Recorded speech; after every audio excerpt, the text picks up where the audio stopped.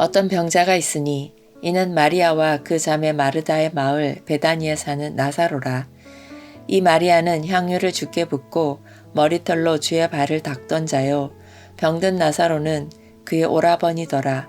이에 그 누이들이 예수께 사람을 보내어 이르되 주여 보시옵소서 사랑하시는 자가 병들었나이다 하니 예수께서 들으시고 이르시되 이 병은 죽을 병이 아니라 하나님의 영광을 위함이요 하나님의 아들이 이로 말미암아 영광을 받게 하려 함이라 하시더라.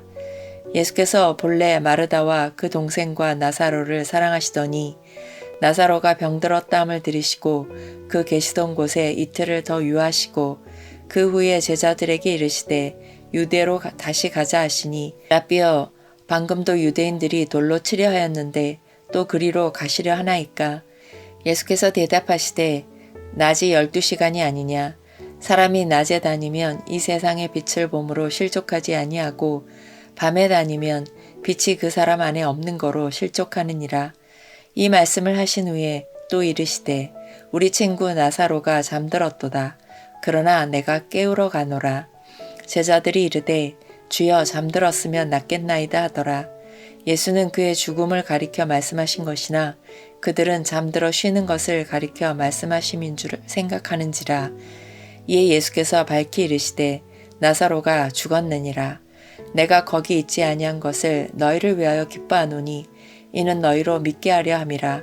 그러나 그에게로 가자 하시니 디두모라고도 하는 도마가 다른 제자들에게 말하되 우리도 주와 함께 죽으러 가자 하니라.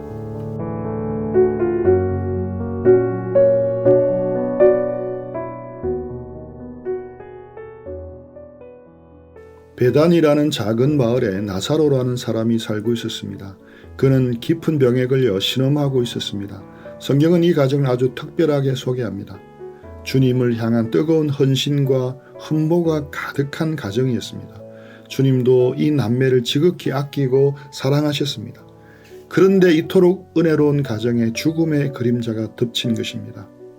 우리는 흔히 신앙이 깊으면 고난이 비켜갈 것이라고 착각합니다. 하지만 그렇지 않습니다. 은혜가 충만한 집에도 질병과 죽음은 찾아옵니다. 하나님은 종종 당신이 가장 사랑하는 자녀들을 풀무불 한가운데로 밀어넣으십니다. 왜 그러실까요? 그 고난을 무대 삼아 하나님의 더 큰 영광을 선포하기 위함입니다.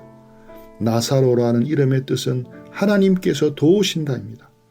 오라비의 죽음이 임박하자 다급해진 두 누이는 예수님께 사람을 보냅니다. 3절 주여 보시옵소서 사랑하시는 자가 병들었나이다. 이 짧은 한마디 속에 깊은 신뢰가 녹아 있습니다. 그들은 주님께 불평하거나 원망하지 않았습니다. 주님, 우리가 주님을 얼마나 사랑했는지 아시지 않습니까? 빨리 오셔서 안수해 주십시오 라고 다그치지도 않았습니다. 그저 자신들의 찢어지는 아픔을 사랑하는 주님 발 앞에 조용히 내려놓았을 뿐입니다. 이 여인의 모습은 절망의 때 우리가 어떻게 기도해야 하는지를 가르쳐주는 완벽한 모본입니다. 기도는 하나님께 명령하는 것이 아닙니다. 은혜는 우리가 당당하게 요구해서 쟁취해내는 권리가 아닙니다. 참된 기도는 우리의 깨어진 현실을 있는 그대로 은혜의 보좌 앞에 올려드리는 것입니다. 너희 길을 여호와께 맡기라. 이 말씀처럼 문제의 해결 방식과 시간은 온전히 주님의 주권에 내어드리는 것입니다. 우리는 주님의 능력을 신뢰할 뿐 그분께 이래라 저래라 지시할 자격이 없습니다. 그런데 소식을 들은 예수님의 반응이 우리의 예상을 빗나갑니다. 4절에서 주님은 이 병은 죽을 병이 아니라 하나님의 영광을 위함이요 하나님의 아들이 이로 말미암아 영광을 받게 하려 함이라 고 선언하십니다. 이 말씀은 나사로의 육신이 결코 죽지 않을 것이라는 뜻이 아니었습니다. 죽음이 이 사건의 마침표가 아니라는 뜻입니다. 날 때부터 맹인된 자를 고치실 때 그에게 하나님이 하시고자 하는 일을 나타내고자 함이라 고 하셨던 것과 같은 맥락입니다. 5절과 6절은 이해하기 힘든 부분입니다.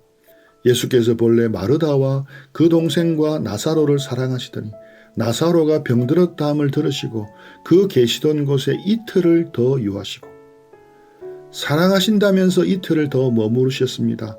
원어의 흐름으로 보면 사랑하시기 때문에 더 지체하셨다는 놀라운 의미가 됩니다. 주님은 기다리신 것입니다. 우리는 사랑하는 이가 아프면 뒤도 돌아보지 않고 당장 달려가 재촉합니다. 하지만 우리 주님의 사랑은 차원이 달랐습니다. 예수님은 십자가를 향해 가실 때에도, 이 땅에서 사역을 하실 때에도 얄팍한 인간적 동정에 이끌려 행동하지 않으셨습니다. 오직 성부 하나님의 뜻과 시간에 철저히 복종하셨습니다. 주님의 마음에는 언제나 아버지의 영광이 최우선이었습니다. 아버지의 허락이 떨어질 때까지 그분은 고통받는 친구의 소식을 듣고도 묵묵히 이틀을 더 기다리신 것입니다. 또한 이 지연하심 속에는 놀라운 지혜가 숨어 있습니다. 죽은 지 나흘이나 지나 부패가 시작된 나사로를 살림으로 그 누구도 이 기적을 부인할 수 없게 만드신 것입니다. 사흘 동안 영혼이 시신주의를 맴돈다는 유대인의 미신적인 소망마저 완전히 끊어진 넷째 날이었습니다. 모든 인간의 희망이 끝난 지점, 바로 그곳이 주님의 부활 권능이 찬란하게 빛나는 무대가 됩니다. 지연하심은 거절이 아닙니다. 더 크고 완벽한 구원을 베푸시기 위한 거룩한 기다림입니다. 때가 찾아 주님은 제자들에게 유대로 다시 가자고 명하십니다. 제자들은 혼비백산하여 말립니다. 라비여, 방금도 유대인들이 돌로 치려 하였는데 또 그리로 가시려 하나이까? 죽음의 위협이 도사리고 있는 사지의 한복판으로 뛰어드시겠다는 주님을 그들은 도무지 이해할 수가 없었습니다. 그때 주님께서 가슴을 울리는 진리를 들려주십니다. 낮이 12시간이 아니냐? 사람이 낮에 다니면 이 세상의 빛을 봄으로 실족하지 아니하고. 이것은 단순히 시간에 대한 이야기가 아닙니다. 하나님께서 각 사람에게 할당해 주신 사명의 시간을 의미합니다.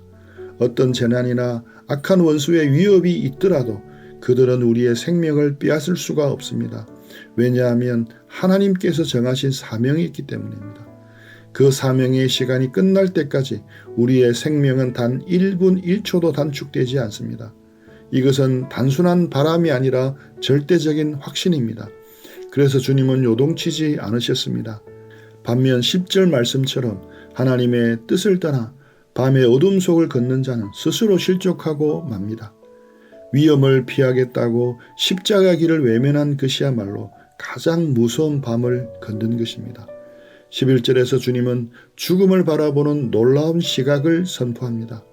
우리 친구 나사로가 잠들었도다. 내가 깨우러 가노라. 죽음은 인간에게 가장 잔인합니다. 무섭고 두려운 폭군과도 같습니다. 세상에서 가장 지혜로운 자도, 가장 부유한 자도, 힘이 있는 자도 죽음 앞에서는 철저히 무릎을 꿇고 무력함을 고백할 수밖에 없습니다. 그러나 생명 그 자체이신 예수님 앞에서는 다릅니다. 주님께 죽음은 단지 육신의 수고를 거치고 잠시 쉬는 수면에 불과합니다. 성경은 믿는 자의 죽음을 잠에 비유합니다. 왜 잠이라고 하겠습니까? 잠은 무서운 것이 아닙니다. 하루의 고된 노동을 마친 후 달콤한 안식을 누리는 시간입니다. 우리를 괴롭히던 모든 슬픔과 눈물을 잠시 잊게 해줍니다. 더 나아가 잠은 끝이 아닙니다. 다음날 아침을 위해 새 힘을 충전하는 시간입니다. 그리스도 안에서 죽은 성도는 무덤에서 끝이 나는 것이 아닙니다. 영광스러운 부활의 아침에 새롭고 신령한 몸을 입고 깨어나 하나님과 함께 영원한 날을 살게 될 것입니다. 무엇보다도 우리가 잠든 가족의 이름을 불러 쉽게 깨우듯이 생명의 주님께는 죽은 자를 살려내는 일이 그토록 쉽고 온전한 일입니다. 주님의 음성 한마디면 사망의 권세는 도망치고 생명이 약동합니다. 그러나 15절에서 주님은 제자들의 가슴을 서늘하게 하는 말씀을 덧붙입니다. 내가 거기 있지 아니한 것을 너희를 위하여 기뻐하노니 이는 너희로 믿게 하려 함이라. 사랑하는 친구가 죽었습니다. 가족들은 비통함 속에 눈물바다가 됐습니다. 그런데 예수님은 내가 거기 없었던 것을 기뻐한다라고 말씀합니다. 우리의 귀를 의심하게 만드는 잔인한 말씀처럼 들립니다. 하지만 그 속에는 하늘의 깊은 지혜가 숨어 있었습니다. 만일 누이들의 원대로 예수님께서 일찍 도착하셔서 나사로의 병을 낫게 해주셨다면 일시적인 기쁨은 있었을 것입니다. 하지만 부활이요 생명이신 주님을 만나는 영광은 경험하지 못했을 것입니다. 제자들의 믿음도 얕은 수준에 머물러 있었을 것입니다. 하나님은 우리의 작은 소망을 꺾으심으로 무한히 더 큰 당신의 뜻을 이루십니다. 우리의 신앙은 단번에 완성되지 않습니다. 믿음은 시련과 절망의 밤을 통과하며 자랍니다. 아브라함의 믿음이 뼈를 깎는 모진 시험 속에서 자라났듯이 제자들의 믿음도 이 비겁한 어두움을 뚫고 지나가며 온전한 알곡으로 여물어 가는 것입니다.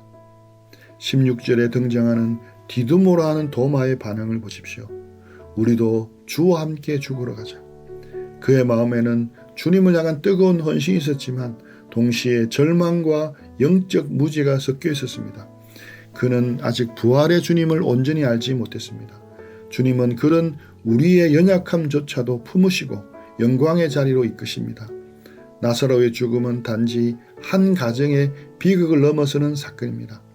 아담 안에서 타락한 우리의 인간의 영적 상태를 가장 적나라하게 보여주는 그림 언어입니다. 요한복음 앞부분을 찬찬히 회상해 보십시오. 베데스다 연못가에 38년 된 병자는 철저한 인간의 무력함을 상징합니다. 광야의 굶주린 무리는 참된 생명의 양식이 결핍된 절망을 보여줍니다. 폭풍우 치는 바다 위에서 공포에 뜨는 제자들은 파멸을 향해 질주하는 위태로운 인생을 묘사합니다. 날 때부터 맹인이 된 자는 영적 세계를 전혀 볼 수 없는 캄캄한 소경됨을 증거합니다. 요한복음 11장은 이 모든 절망의 정점입니다. 나사로는 아프거나 배고픈 정도가 아니라 아예 십자가에 못 박히듯 철저히 죽어 썩어간다고 하고 있었습니다. 죄와 허물로 죽어있는 자연인의 참혹한 영적 실상입니다. 무덤 속에서 부패나는 냄새나는 시체를 향해 무엇을 할 수 있겠습니까? 훌륭한 철학과 윤리로 설득할 수 있습니까? 의지와 결단으로 시체를 일으켜 세울 수가 있습니까? 죽은 자와 논쟁하는 것이 무슨 소용이 있겠습니까? 죽음 앞에서는 철저한 무력함과 절망뿐입니다. 우리가 영혼 구원의 복음을 전할 때 반드시 기억해야 할 사실이 바로 이것입니다. 죽은 영혼은 스스로를 하나님의 은혜에 반응할 수가 없습니다. 그들은 철저히 무능합니다. 창세 전부터 우리를 택하신 주님께서 생명의 말씀을 선포하십니다. 성령께서 강권적으로 역사하십니다. 그때 기적이 일어납니다. 에스겔 골짜기의 마른 뼈가 군대가 되듯이 무덤이 열리는 기적 말입니다. 구원은 혈통이나 인간의 의지로 되는 것이 아닙니다. 오직 하나님께로부터 다시 태어나는 거룩한 재창조입니다. 예수 그리스도의 말씀은 곧 영이요 생명입니다.